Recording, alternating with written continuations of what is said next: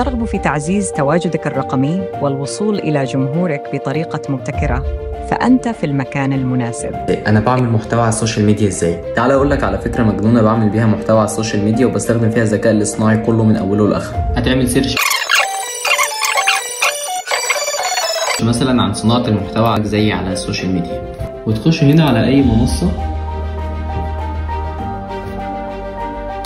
كده، تاخد كوبي للعنوان بتاع المنصه وتخش على تشات جي بي تي، تختار نيو شيت، اديله اللينك اللي احنا خدناه،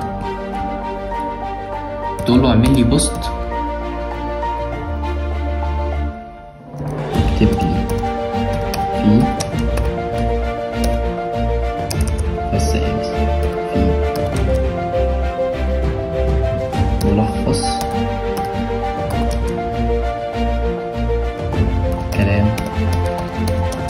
اللي في الموقع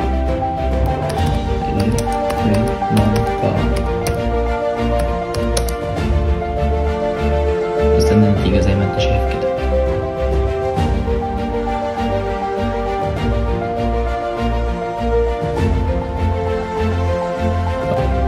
ممكن بقى تيجي هنا تقول له مع وضع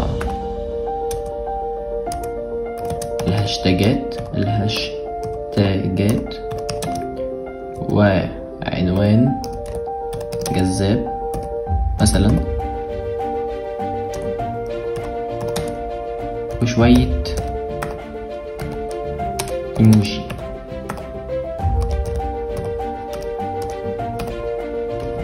طبعا انا بقول لك على حاجات محدش بيقول لك عليها على السوشيال ميديا خالص. استنى النتيجة. طبعا اليك البوست للفيسبوك اهو، ايوه زي ما انت شايف. هتظهر اكتر على الموبايل لو انت معاك موبايل. طبعا إليك البوست لفيسبوك.